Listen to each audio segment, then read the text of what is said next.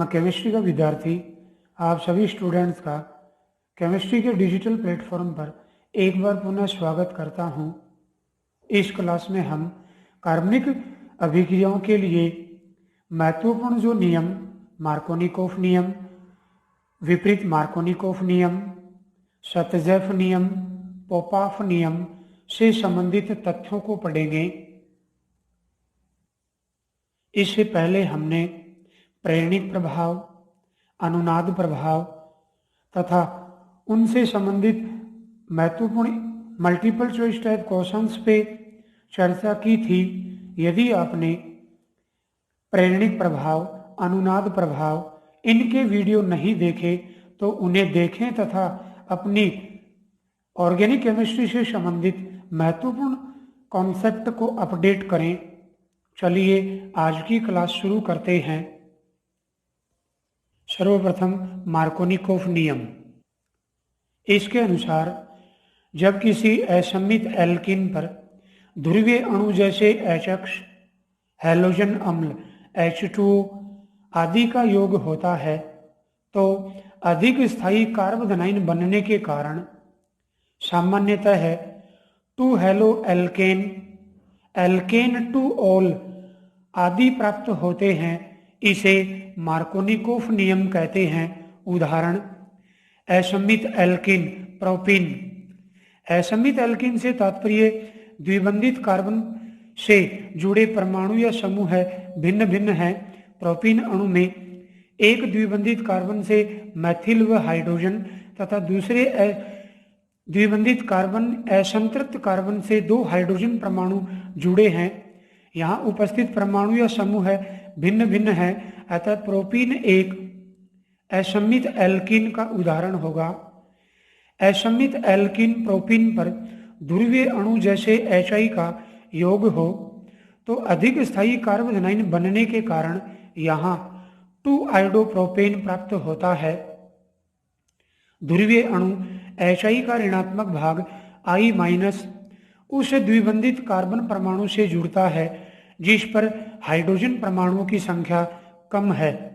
यहाँ मैथिल समूह के +I प्रभाव के कारण इस द्विबंधित कार्बन परमाणु पर आंशिक ऋणावेश उत्पन्न हो जाता है।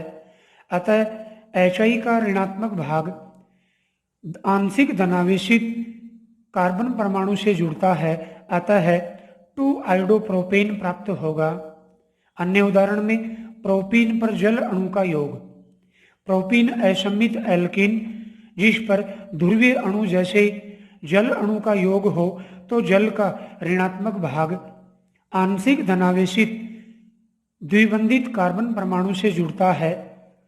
दूसरे शब्दों में उस द्विबंधित कार्बन परमाणु से जुड़ता है जिस पर हाइड्रोजन परमाणुओं की संख्या कम हो। इससे प्रोपीन पर जल अणु के योग से प्रोपेन 2 ऑल प्राप्त होता है।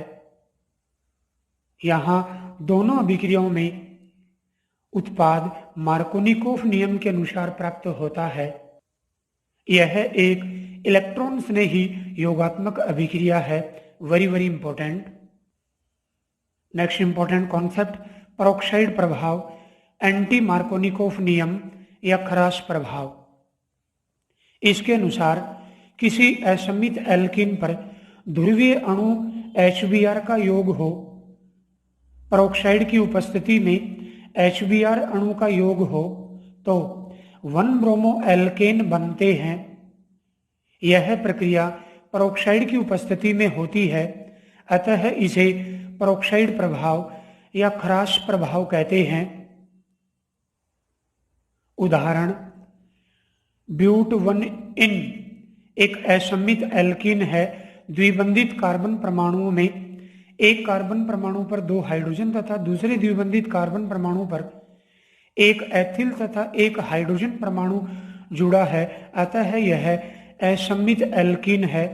असममित एल्कीन पर पेरोक्साइड की उपस्थिति में HBr अणु का योग हो तो यहाँ मार्कोनिकोफ नियम के विपरीत उत्पाद प्राप्त होता है। HBr का ऋणात्मक भाग Br उस द्विबंधित कार्बन परमाणु से जुड़ता है जिस पर हाइड्रोजन परमाणुओं की संख्या अधिक हो, इससे 1 ब्रोमोब्यूटेन प्राप्त होता है। इसे विपरीत मार्कोनिकोफ नियम, पेरोक्साइड प्रभाव या क्रॉस प्रभाव कहते हैं। यह विक्रिया मुक्त मूलक क्रिया विधि से संपन्न होती है। इससे 1 ब्रोमो एल्केन प्राप्त होता है। Very very important.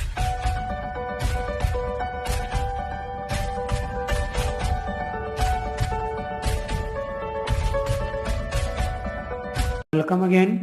New concept Saytzeff नियम।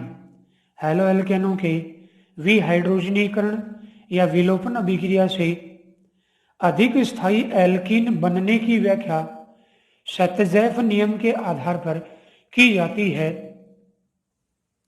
अतः सतजैफ नियम के अनुसार जब किसी हैलो एल्केन में एक से अधिक बीटा हाइड्रोजन परमाणु उपस्थित हो तो हैलो एल्केन के विहाइड्रोहैलोजनीकरण की प्रक्रिया से एक से अधिक एल्कीन बनती हैं।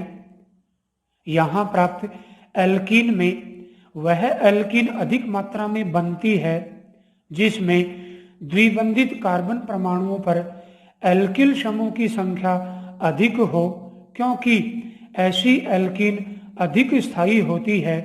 इसे सतजैफ नियम कहते हैं। Very very important. उदाहरण 2 ब्रोमो पेंटेन के विहाइड्रोहैलोजनीकरण की प्रक्रिया। यहां उपस्थित 2 ब्रोमो पेंटेन में 2 बीटा कार्बन परमाणु उपस्थित हैं, अर्थात 2 बीटा हाइड्रोजन, एक से अधिक बीटा हाइड्रोजन परमाणु उपस्थित है। जब इसे एल्कोहलिक क्षार के साथ गर्म करते हैं, अर्थात विहाइड्रोहैलोजनीकरण की प्रक्रिया करते हैं, तो इस अणु से यह बीटा हाइड्रोजन परमाणु तथा यह हैलोजन परमाणु के निकलने से इन दोनों कार्बन परमाणुओं के मध्य द्विबंध बनेगा।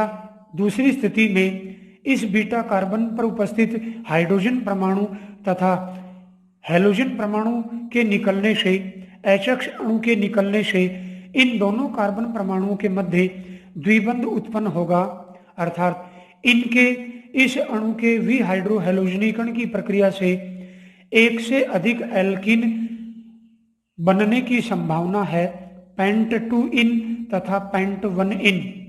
यहां प्राप्त पेंट 2 इन अधिक मात्रा में जबकि पेंट 1 इन कम मात्रा में प्राप्त होती है। इसकी व्याख्या सतजैफ नियम के अनुसार करते हैं। यहां प्राप्त पेंट 2 इन में द्विबंधित कार्बन परमाणुओं पर 2 एल्किल समूह है। इस कार्बन परमाणु पर मैथिल तथा इस द्विबंधित कार्बन परमाणु पर एथिल समूह जुड़ा है।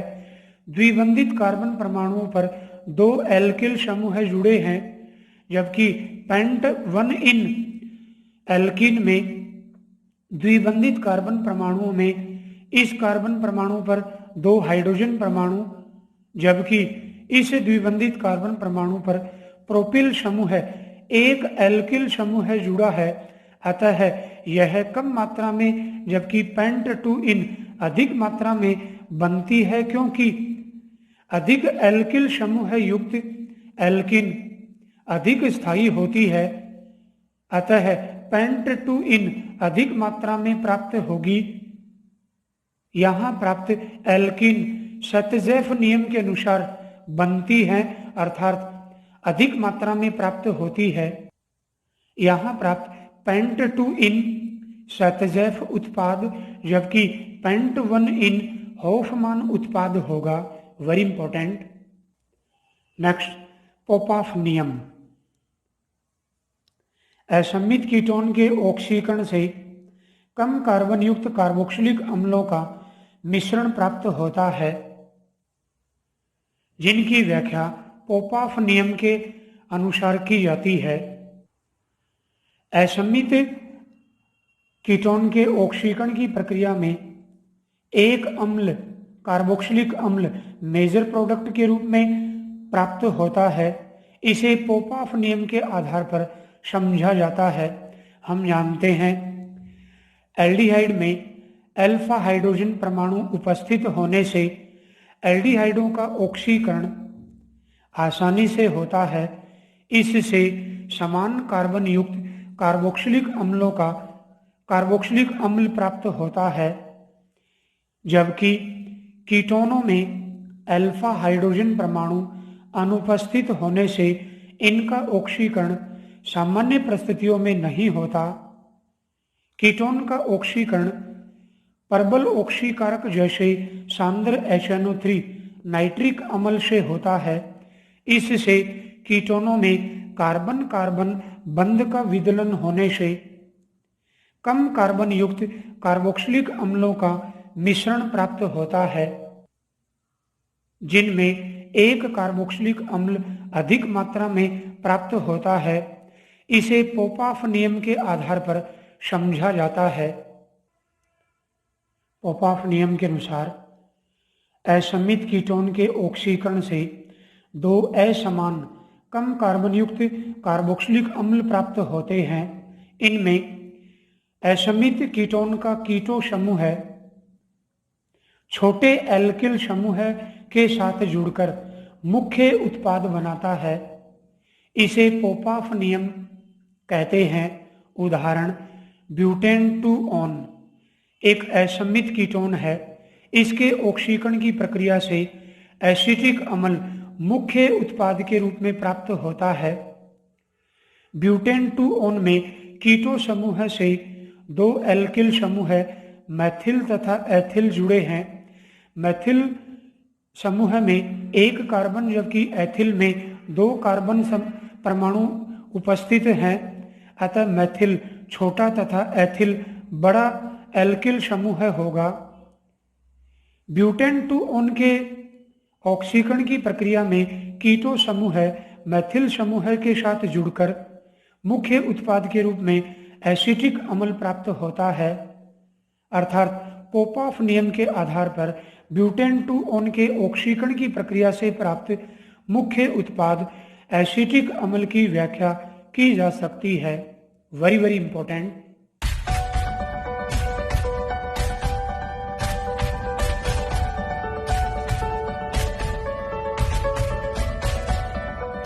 Welcome again.